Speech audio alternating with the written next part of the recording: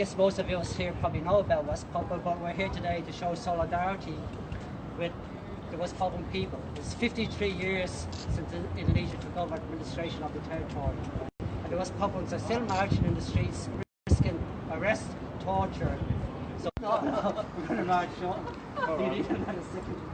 Yeah, so the Pacific Island leaders have spoken at the UN, and of course Jakarta's not happy about that. But there's a whole groundswell of support for West Papua. Some people have said that West Papua will never be independent. Untrue. West Papua will be independent one day, and there's a huge groundswell of support. It's just gone like that, and I have no doubt West Papua will achieve its self-determination. I mean, thousands of West Papuans have been, since April, there's been a lot of marches in West Papua in support of West Papua seeking full membership at the Melanesian Spearhead Group. Thousands and thousands. And you'd have to say, people will say, oh, it's only a few West Papuans living outside West Papua that support independence. Untrue, totally untrue. You just have to look at the marches, the banners that are saying, we want a referendum, a real referendum. That so-called act of free choice that occurred in 1969. It's a whitewash, a farce. And they were betrayed. The West Papuan people were betrayed by the international community.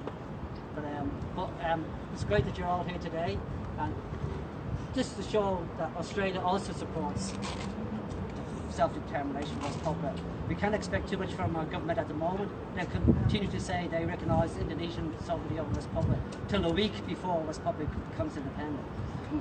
But that doesn't mean that there are not individual parliamentarians in all parties that don't support West Papua. We can't expect too much from the Australian government at the moment, until I see more and more people marching in the streets like they are in the Pacific. And the reason the Pacific Island leaders have been raising the issue of West Papua because of all the people have been marching in the streets, and they have actually finally paid attention to that people. Thank you, Joe.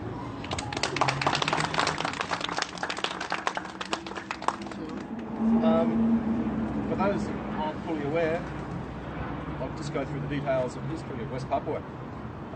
It's our closest neighbour with Papua New Guinea, just on the edge of our continent. It was a former Dutch colony from the 1800s, and it was really on the road to independence right up until 1960. Speak up, Julian. Project your voice. Okay. The Dutch established the Indigenous New Guinea Council, and they set up their own flag, the Morning Star flag. The intention to become an independent country. They chose the name West Papua. They wrote their national anthem and a national seal. This was recognised and accepted by the Dutch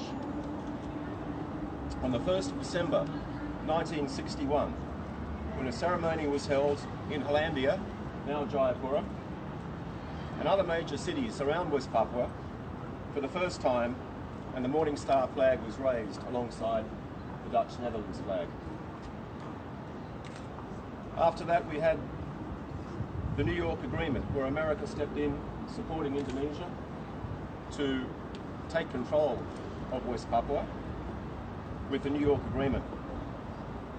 What it did, though, was transfer the colony of the Netherlands to the United Nations.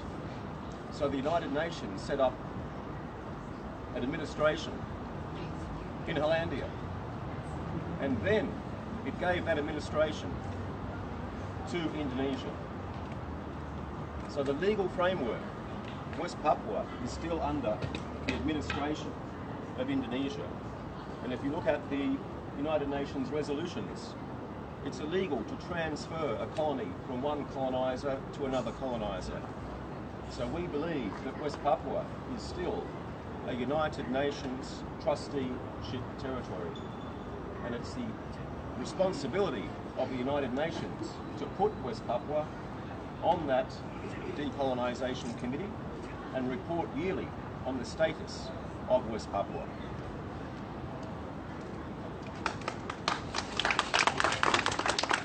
So we believe that the United Nations, with the support of Australia, America and the West in general, has conspired to deceive the world about West Papua's status. The United Nations has the legal obligations under Article 76 of the UN Charter to promote independence, but they're failing to do so. Instead, what we're seeing in West Papua is the worst case in the world's history, I would say, of genocide. For 54 years, the atrocities of torture, intimidation, abductions, rape, distributing HIV and AIDS through the community, forced sterilisation of women. It's been studied by the prestigious Yale University, and this is their report if anybody wants to read it, and a similar report by the Centre for Peace and Conflict Studies at the University of Sydney, where they detail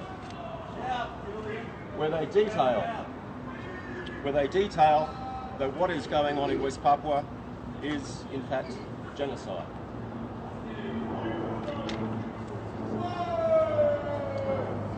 I'd like to just briefly go through a report of Augustinus Aud. He's a young West Papuan.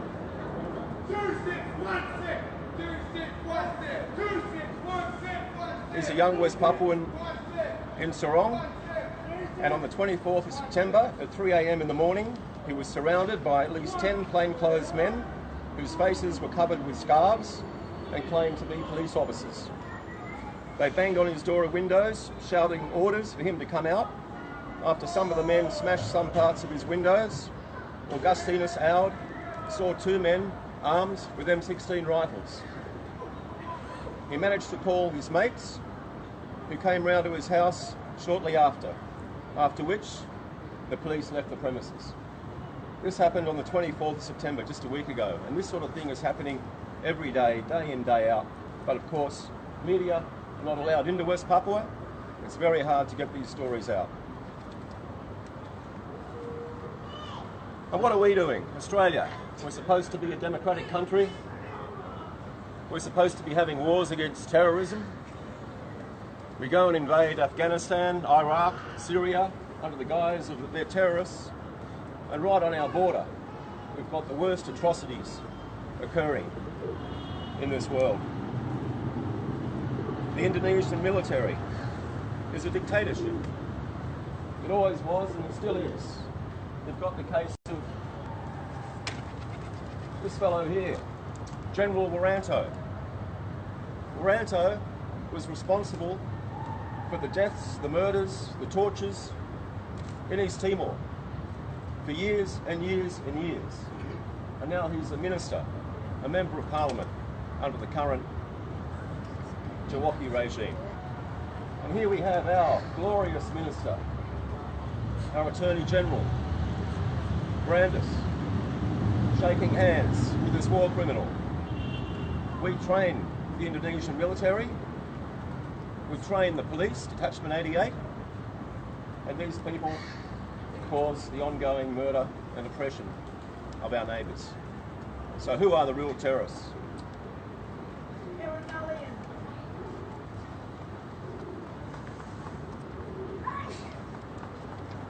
But it's not just West Papua. Anyone who's been to Indonesia knows the people in Ambon, Sulawesi, the Dayaks in Borneo, the people in Sumatra are all suffering under the hands of this military dictatorship. And our government supports them. We've had surveys in Australia. We know that 75% of Australians support West Papua. And yet, our government supports the Indonesian occupation and the ongoing genocide. West Papua is a microcosm of the world stage. The illegal invasion of East Timor, the illegal invasion of Iraq, Afghanistan, now Syria, is all in breach of the Geneva Convention and the United Nations Charter. And what's it about? The only reason this is going on is so Western corporations can steal the resources in the world. West Papua is one of the richest areas per square metre for resources. It's got Australian corporations, American corporations, European corporations, UK corporations. And let's face it, it's a lot easier to steal resources when you're using a gun than dealing with a democratic country. So please, tell your friends and try and encourage Australians to address this issue. We have to get rid of these so-called government representatives that we have, because they don't represent us. They represent the corporations of the world. Thank you.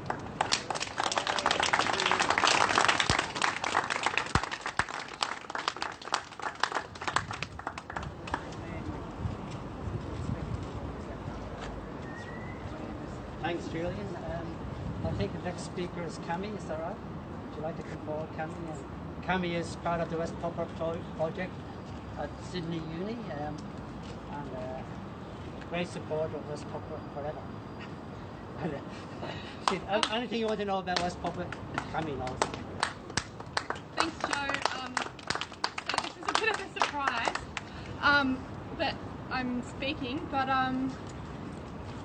thank you, Julian, for that very comprehensive and informative background to West Papua's occupation history. I guess what I can add to this conversation is a word about people power and about regional solidarity, and I think music is an example of how to show that the West Papua issue is really taking off around the world, but particularly in the Pacific and in Australia. If we think about Australia as a Pacific Island country, which it is, since 2010 there's been an absolute outpouring of free West Papua songs from around Melanesia, within Australia, from within West Papua of course, but also in the Pacific more widely. And I think this has a social media has a big part to play in this, so people are able to get a hold of songs that have already been inspiring to them and then add to those songs, put their own versions up, or they're inspired by those songs and they can put them back onto YouTube. In Melanesia, and in the Pacific more broadly, music is one of the things that brings people together. So you can see how politics are changing at the Melanesian Spearhead Group. It's becoming more inclusive of West Papua. 2 years ago they were admitted as an observer at the Pacific Islands Forum. Over the past 2 years, the issue of West Papua has been a really big one. As Joe mentioned, 7 countries at the UN General Assembly 71st meeting this past week mentioned West Papua and the human rights violations. But I think what has enabled all of these political large-scale changes in the world has been the people power, the power on the ground. And that's something that hasn't really been there outside of West Papua until 2010 and onwards in such a huge way. So if we look at the history of resistance music in West Papua, you can see in the early 1980s you've got Arnold Arp, West Papua's first anthropologist, who went around West Papua and collected music and dances so that they wouldn't be forgotten, they wouldn't be completely destroyed by Indonesian occupation. And he was a hero. He was actually assassinated for this political act of collecting music for West Papuan posterity. And then the Black Brothers built on Arnold Arp's kind of music and metaphors, and they were hugely popular in West Papua and PNG. They were kicked out of PNG because their music was too popular and it was going to get PNG in trouble, they were afraid. They went to Vanuatu, they were eventually kicked out of Vanuatu, but their music was hugely popular. And now one of the Black Brothers members' daughters, Petra and Leah, are now the Black Sisters, and they're going around, they've recently performed in PNG. But then since 2010 we've got George Telek from PNG who sings Free West Papua, and his song is kind of the unofficial West Papuan national anthem. You've got Pro Vocals, who's an Australian Aboriginal rapper who likens the genocide in West Papua to the stolen generations in Australia, and you've got other songs from throughout the Pacific. In New Caledonia there's interesting parallels there as well. They want independence from France. So there's a huge decolonisation movement that is incredible. I feel really proud to be a part of it, and I don't know what else to add, but I think that the movement is going onwards and upwards, and it's amazing that we can be here to support West Papua. Thank you. Free West Papua!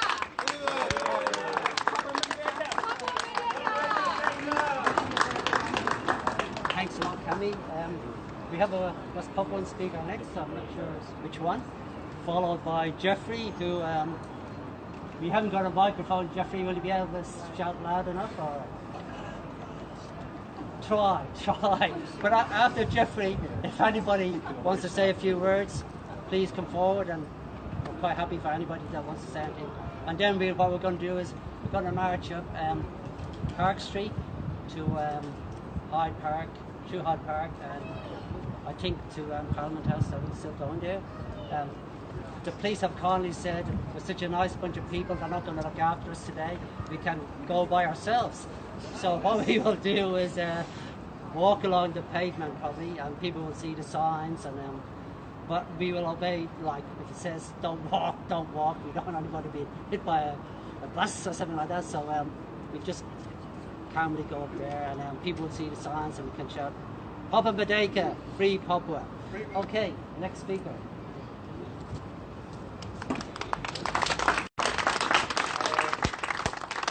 Thank you everyone for coming to today.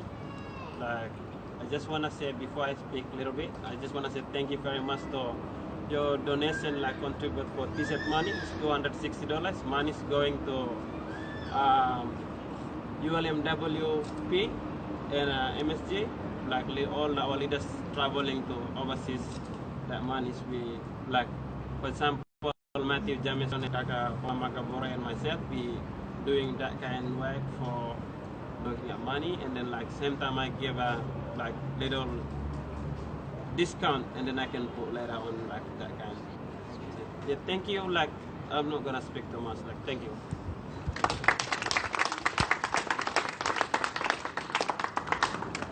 Next is Jeffrey. I'm sure we all know Jefferson or Jeffrey, if you happen to be involved with East Timor. A lot of the East Timor activists, now that Timor-Leste's got its independence, are very upset that Jose Ramos Horta made a speech on Indonesian television recently defending the Indonesian takeover or continued occupation of West Papua on the leading Indonesian television network. They are also extremely upset that Shinana Gusmao met Waranta, the new defence minister, and gave him a big hug and said, bygones, let's let bygones be bygones. A lot of the East Timor activists from around the world condemned both Jose Ramos Horta and Shinana Gusmao for this opportunistic diplomacy. Now, what is that opportunistic diplomacy about? It is about securing their West Timor, East Timor border and currying favour with the Indonesians over the maritime border in their struggle against Australia, because Australia has been ripping off the assets in the Timor Sea that rightfully belong to the Timorese people. And Timor-Leste are trying to join ASEAN and trying to get the weight of the ASEAN nations behind them, particularly those nations that are sympathetic to the Chinese, to the non-Chinese position, I should say, in the South China Sea dispute, which is the Philippines, which is Vietnam, and some are Indonesia and Malaysia. The Timorese are trying to get them on side to point out that the Chinese are hypocrites in demanding their 9-point plan for the South China Sea, which our Foreign Minister, Julie Bishop, is it Julie Bishop? Is that her name? Yeah. I can never remember her name. Anyway, Julie Bishop condemned the Chinese for taking 9/10 of the South China Sea and said, go to the International Tribunal, the International Maritime Court, to decide your boundaries, China. It didn't take long for the Australian press to point out, hey, what about our boundary with East Timor? Shouldn't that go to the International Court as well? So The Timorese are playing diplomacy here in supporting the President of Indonesia's continued occupation of West Papua, much to their shame. I think even though they're a small country, they should stand up for principle, the principle of West Papua. But who are we here in Australia to condemn the Timorese when we're 20 times their population and have 1,000 times their wealth, and we're denying them their rightful sovereignty in the Timor Sea and their rightful access to their own offshore oil and gas reserves. That's the first point I want to make. Australia has provoked East Timor to side diplomatically with Indonesia, much to the disparagement of the West Papuan struggle. That's the first point I want to make. The second point I want to make is this treacherous diplomacy goes back to last Labor Party when we had a protest against the Lombok Treaty in 1998 outside the Defence Department in Pitt Street. We had a little occupation of the lobby. Stephen and a few other people were there, where was an emergency picket of the Australian Defence Department over Senator Robert Ray, the retired Defence Minister, going to the island of Lombok and signing a dirty little secret treaty with Indonesia. And in that secret treaty it said no Australians are allowed to support separatism. So every time there is a meeting like this demanding West Papuan independence, the Indonesians complain to Canberra. Every time an academic makes a statement at a conference at the Australian National University or Sydney University, the Indonesian embassy complains to Canberra. This is a breach of the Lombok Treaty. The Lombok Treaty is a zip over the mouths of all Australians who want to speak up for independence in West Papua. We should demand that the Lombok Treaty be annulled henceforth, here and now and forevermore, because it is just an attempt to muzzle the freedom of speech of the West Papuan refugees in Australia and the supporters of West Papuan independence in Australia. Now, as part of that attempt to silence the West Papuan solidarity movement in Australia under the Lombok Treaty, what did Canberra also do?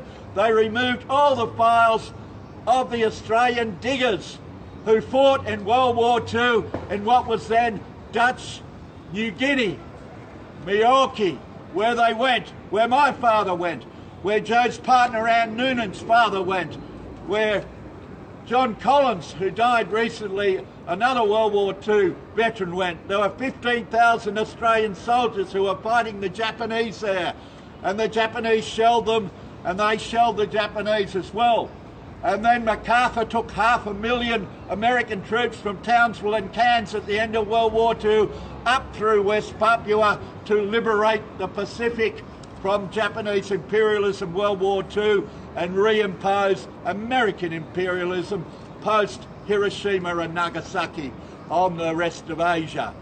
Now, it's important that we remember that those files of the Australian diggers, and I mention that passionately because the federal government has spent $600 million remembering Gallipoli, excavating dead bones of soldiers from World War I, flying back dead bones of Vietnam veterans from Butterworth base at Malaysia to Richmond, and then giving them a Rolls-Royce cartage of honour down to Rookwood Cemetery in Parramatta, through Parramatta, flying B-52 bombers over the War Memorial for the Long Tan August 17th 50th anniversary. $600 million has been spent remembering warriors from past conflicts without analysing what those past conflicts are about.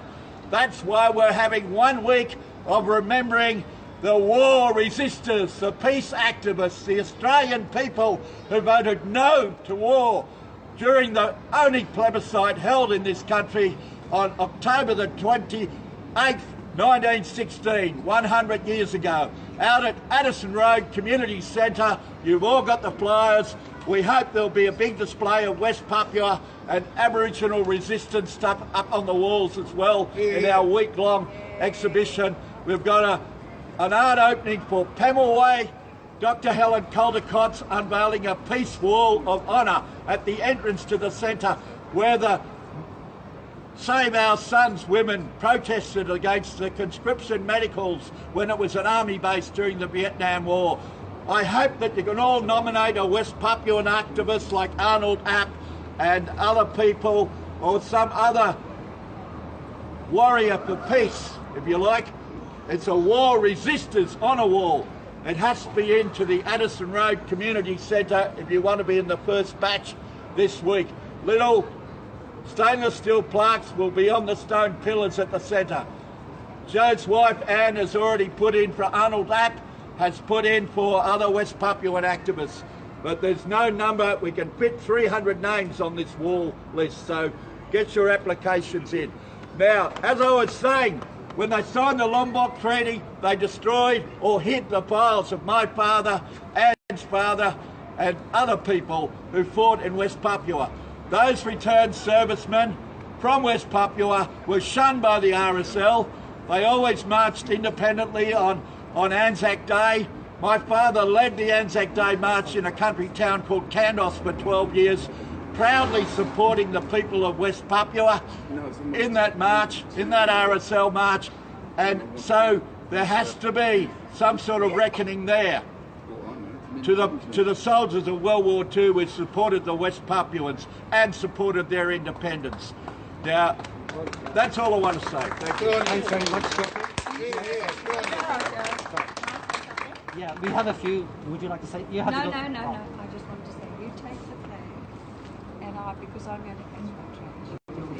You know, you can post the flag, just the flag. You got my address? Oh, just email me. Oh,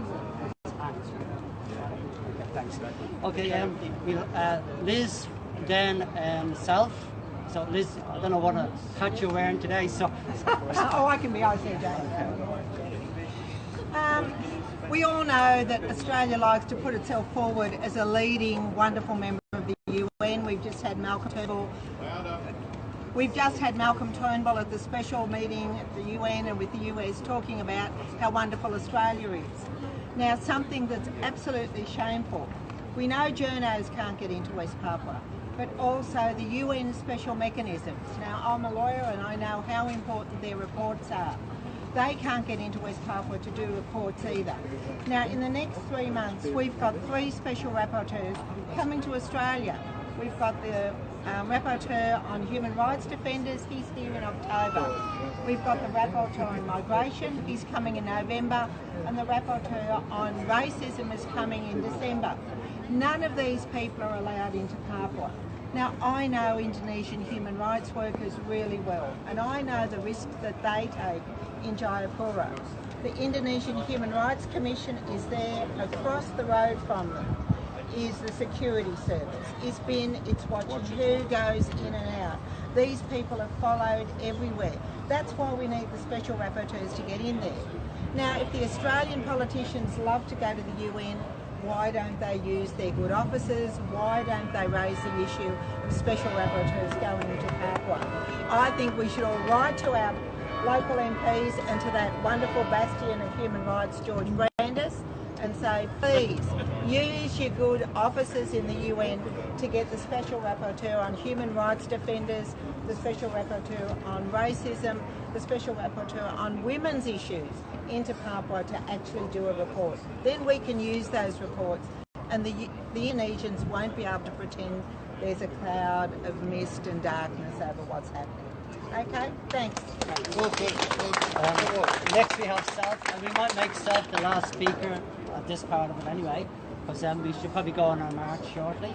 And as I say, we'll up through Park Street, up to Hyde Park, and along to Parliament House. And, would you like to say something after Self? Well, we should probably Self, if you want, okay, sure. Whatever hat you're wearing today, Self. Hi everyone, my name is Self Giannis from Bayless, but everyone calls me Self. My father's from West Papua, from Biak Island.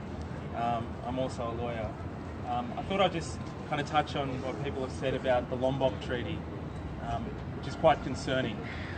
But before I do, as Joe mentioned at the beginning, this is quite an historic and momentous time in West Papuan history. Because as you'd know, it's been the first time, at least since 1969, that a number of nation states have come out openly in support of West Papua.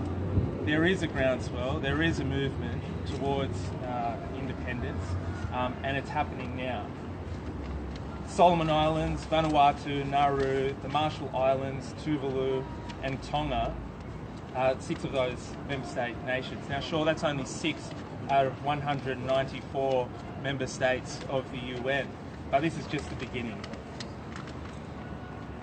There is a war of words going on, and Indonesia is definitely on the back foot.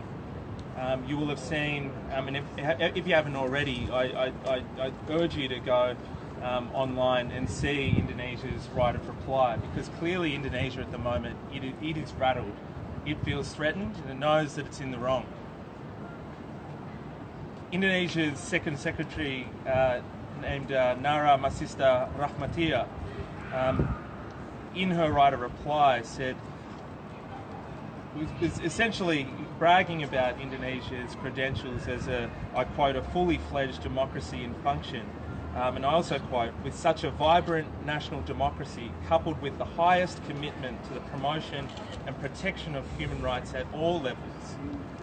She says it would be nearly impossible for human rights allegations to go unnoticed and unscrutinised. What an absolute joke. All of us here knows what's happening in West Papua. All of us here come as concerned citizens, people of goodwill and good conscience. And when other nation states, including Indonesia's own democratic institutions, aren't holding it to account, it's up to us to pay attention to what's going on in terms of the human rights situation in West Papua and to tell the rest of the world what's going on. Indonesia likes to hide behind words like state sovereignty and state national integrity. When it uses these words, what it really means is that we don't have a lawful excuse for the human rights abuses. We do operate with impunity. I mean, similarly with the Lombok Treaty, I mean, really, if you've ever read the terms of the Lombok Treaty, it really is a treaty that's been drafted in self-interested terms that, you know, can only be used to protect Indonesia's agenda of suppressing dissent and self-determination within West Papua. In Article 2.3 of the Lombok Treaty says the parties shall not in any manner support or participate in activities by any person or entity which constitutes a threat to the stability, sovereignty or territorial integrity of the other party. Well, I don't think we have any sovereignty or territorial integrity issues here in Australia, so you could only interpret that provision as clearly safeguarding Indonesia's human rights abuses in Indonesia. Really, I don't think anyone should feel threatened by the Lombok Treaty, and I guess that's my message to you as a lawyer, is that really the Lombok Treaty is only as good as or as valuable as the piece of paper that it's written on. Sure, it is a treaty, but it hasn't been enacted into any sort of domestic law. So don't feel threatened or intimidated. Don't feel that by simply congregating here and having a very healthy democratic dialogue could anyway imprison you. Sure, if Indonesia had its way, it would imprison people like us speaking out against West Papua, as it does to West Papuan people for simply raising the West Papuan flag.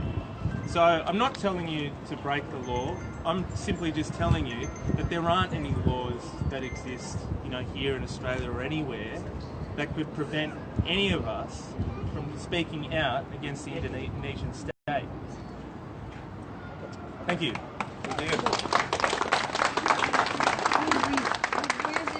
Thanks, Sal. And just on one thing, Indonesia is becoming so scared of the progress West Papuans are making in the Pacific area. I was told by an Indonesian activist that the Indonesian Foreign Affairs Department spent something like half their budget countering the progress made by the United Liberation Movement for West Papua since it was formed in December 2014. That's how scared they are becoming. Just before we go into March, I think we all know hundreds of thousands of West Papuans have died, and maybe we should just have 1 minute's silence for all those West Papuans who have died. And also, this is an issue, I mean, we acknowledge we're on Aboriginal land. We should also acknowledge that the Indigenous people in Australia are great supporters of West Papuans, the West Papuan struggle. Great supporters of the West Papuan struggle. But maybe we should have a minute's silence, everybody, for West Papuan marks.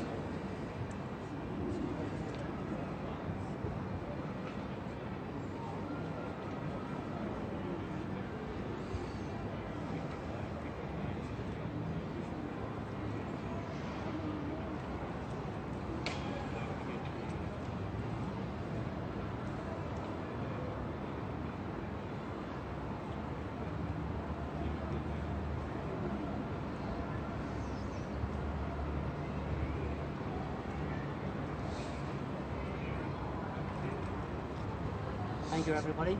Our bullhorn arrived,